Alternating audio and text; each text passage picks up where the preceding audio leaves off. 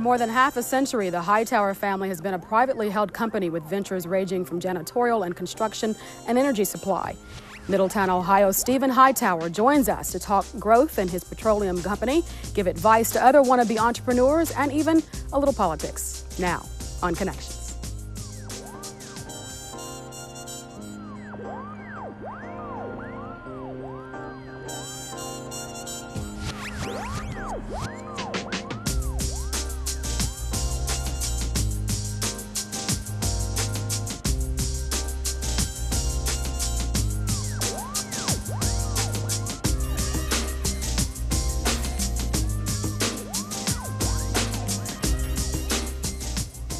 Thanks for joining us for Connections today. I'm Renee Shaw. Since 1984, Hightowers Petroleum Company has developed what's been described as a virtual marketplace in providing gasoline, diesel, biodiesel, ethanol, and oils in 48 states.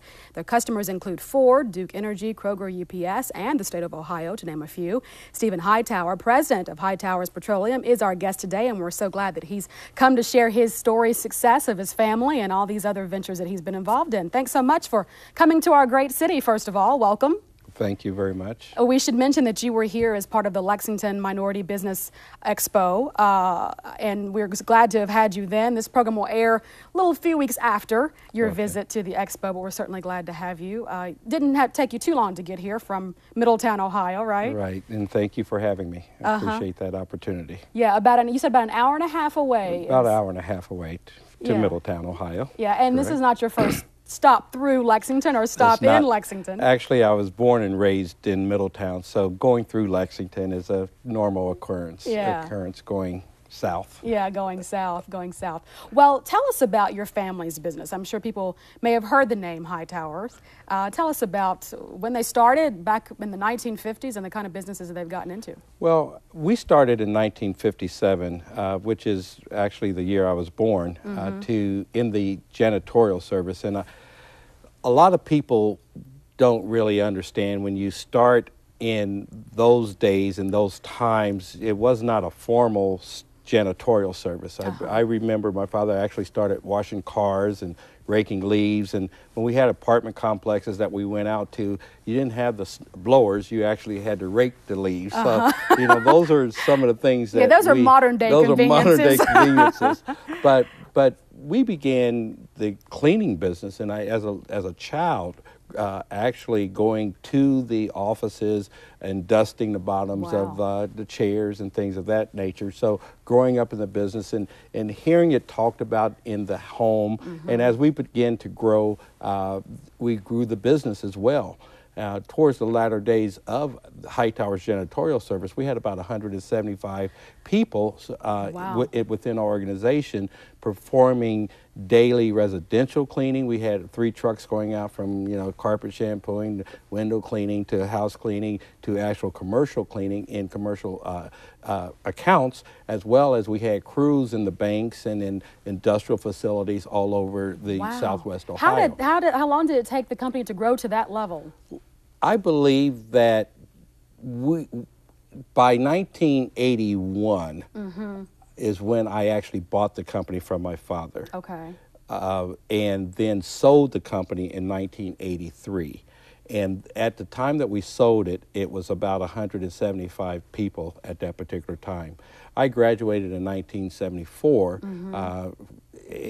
from Middletown High School, went to Wright State University, and began to have a family and going to school and building the business all at the same time. Wow. And we kind of really grew up developing and building the business. And through my parents and my older brother, I became the president of that particular company.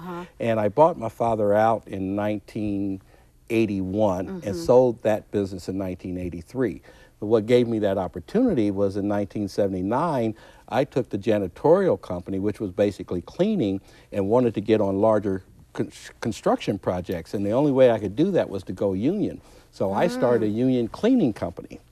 Once I was on site and understood what was going on, I began to do subcontracts. which took me into the contracting field. I see. And today, Highmark Building Group and Highmark Construction Group both are design build general contractors, and those companies have matured over the period of years, and we do design build general contracting, as well as we concentrate in the space of wastewater treatment plant construction.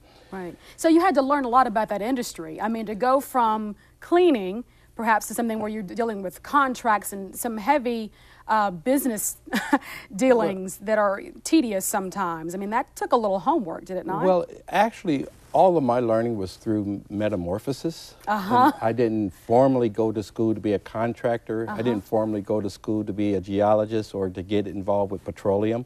I just got into those businesses and I learned them the hard way from scratch. But, you know, that over a long period of time, that is the best way to learn anything, is from scratch. Because then as you develop it, as you grow it over the period of years, then you really know the industry. Right. And in 1981, ironically, the state of Ohio had an affirmative action program that was passed by the state of Ohio called House Bill 584. And it was House Bill 584 that actually was put in place to change the dynamics of the procurement practices of the state of Ohio, which was well below 0.00025 in terms of their actual purchases with minority-owned companies. Right. And once they implemented House Bill 584, they began to set aside and create opportunities for minority companies in non-traditional areas. One of those areas was petroleum. And when they set it aside, BP, who had been the company that had had the business for the last 35 years, all of a sudden could not bid that business. And the only individuals that could, or companies that could bid that business were minority-owned companies. Right, right. And we won the contract for the state of Ohio. Wow. And that was my introduction into the petroleum business. I love this story. So I really did not go to school to do any of those things. To do any of those things. Now, I have to go back to, because, you know, I cover politics here in Kentucky, and I know how things can get, particularly when you're talking about set-asides, perhaps. Right. And so if you advantage one company or one group who could benefit over another group, there's usually pretty tough resistance to that. Do you, I'm sure you remember that debate and how heated that might have gotten over doing that. Even though they wanted to raise the bar and allow more minority companies in, it was going to be at somebody's peril. Well, I kind of liken it to, if there is an injustice taking place, all right, and the injustice is lack of access. As a child, we were the first family to move from the black neighborhoods to the white neighborhoods across town. And I mean, they changed the whole construction design, partitions, we couldn't buy lots, you know, all of these things that were not allowing access. And there had to be laws put in place to allow that access to take place. Well, in business, the same thing took place. There was not access available. And having the opportunity made available, i.e. through an affirmative action tool like a set-aside, only did one thing, and that was give you access. It did not mean that you did not have to be competitive. It did not mean you did not have to perform. It did not mean that you did not have to do everything that had to be done in business successfully. It just gave you the opportunity to bid. And so did the law actually stipulate the kind of requirements you must meet and the things you must do? Well, or how did that work? The law provided you the opportunity. The scope of work was the more or less what you had to do in order to be qualified and or compete with that particular commodity. So we partnered in our first venture. We brought along someone, at that particular time actually it was the Lichens company that sold me my first drop of oil. And they kind of guided me through that process. Now, for 9 years, I really didn't make money into petroleum business. And I tell people that it took me 9 years to really make any money. And they don't believe you when you say that. They don't believe you because you really have to do a lot of volume when you're making pennies and half cents to be able to really, you know, put meat on the table. So, but the thing was that's how I learned, because I was able to play.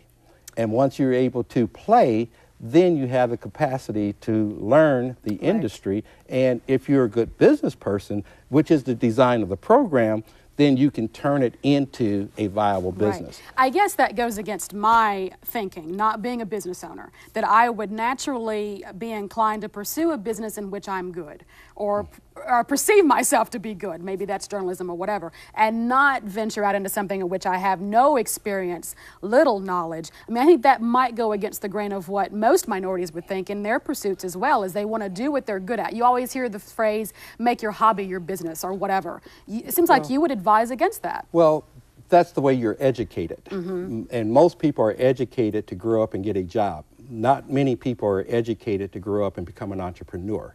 And so the difference is in the mindset of what you were told is the way that you were supposed to go in order to be successful. And that is to go to school, get college degree, and then get a good job. What was your college degree? Well, actually, I majored in management and communications. But see, I was, again, that type of individual that said after 3 years and a quarter that I would never work for anybody anyway. And if I decided that I wanted to have a degree, I would always send myself back. 3 years and a quarter? 3 years and a quarter. And however, I've continued my education with executive business courses at Tuck College, at Tuck School of Business, at Dartmouth College. I've gone to Killock executive management courses. I've gone to Dartmouth. So I've continued my some pretty education. high-ranking places. However, I thought out the box, and I was not a traditional person as it related to what I was supposed to do. Do you regret that? Absolutely not. Well, of course you don't. Look how successful you are. Again, had I taken the traditional route today as I sit here right now, I would not be in business. I would be working for someone else. And, you know, I've got stories that along my path, many people said, Steve, why don't you go get a job? And I remember the IRS saying, Steve, you need to go get a job. I remember my mother saying, Steve, you know, you need to go get a job. I remember my wife saying, Steve, you need to go get a job. And the only person who did not say, Steve, you need to go get a job was my father. Was your father, yeah. And my father continued to support the idea of me continuing to pursue our dreams and work that business until that business became a profitable business, and that's where my opportunities were. Right, because he'd been there and done that, right? He'd not only been there and done that, but he also believed in me. Yeah, that's amazing, because I read where you said in the Business Lexington paper before your arrival how your father is your mentor. Absolutely. Yeah. But there's other mentors, and people in our community, what we lack is good role models and good examples of success. Again, what we see in our homes is generally our path. If our fathers and our parents worked at AK Steel, then we want a job at AK Steel. Well, the only job that I only interviewed for one job when I was 18 years old, and that was with AK Steel. And I wanted to be a salesperson. And I was told that either I could have a job in the plant or I had to go back to school. Well, I never applied for another job. And I continued to pursue the sales avenue, but I did it for myself. Wow, wow. So if there's some young person who was in the audience at the Lexington Minority Business Expo and they heard you say exactly what you've said to us, and they think, oh, well, maybe I don't need to go to college. I can just do what he did. Would you think that would be a wise move? Well, college is not for everybody, and everybody won't go to college. And those that are looking for something other than being a medical doctor, which requires college, or being an attorney, or being an engineer, those particular skill sets require a college degree in order to go down that career path. However, if you wanted to be an entrepreneur, I would say to you, yes, you want to get education in various skill sets, but having a degree, that piece of paper is not as meaningful when you're working for yourself as if you're working for someone else. So how do you get that skill set? How do you get those educational skill sets? You get those educational skill sets by participating in the industry that you're looking to pursue. Okay. And that could be working for someone else in that industry. It could be just pursuing that business, i.e. saying that I want to start the business. What happens, though, to most individuals is they go through this structured process and they say, write your business plan, take your business plan to the bank, and get your money, and then you go into business. Well, what happens after you write that pretty business plan, you thought through it, you take it to the bank, and the bank says no? That begins the entrepreneurship in the individual, because at that point in time, you're challenged to either think out the box to continue to move forward, or to fall back into traditional, I can't do it. And I must go get a job. And must get a job. Yeah. And that's when it stops. Can you have a job and still be an entrepreneur? My father worked at Armco still at the time, around the clock, days, nights, midnights, just around the clock. And he had a company. He worked at AK Steel for 40 years, and he's had his company for now 52 years. So yes, it can be done. And in that day, in that era, it was necessary that you had a job and you also had your own business. So yes, it can be done. Are you an anomaly? Is there more than just a Stephen Hightower story that resembles your own out there? Absolutely. And those stories typically come behind family-owned companies that have had children that was able to see the path of entrepreneurship. If you never see anything, you really don't know that it exists. Right. And when I would go to Washington, D.C., or I go to Detroit, and I saw these successful African-American businesses with their yachts, with their 10-story buildings, I knew what was possible. Yeah. And once you know what's possible, then you know you can do it too. Yeah, and no looking back, right? Don't want to get well, that job.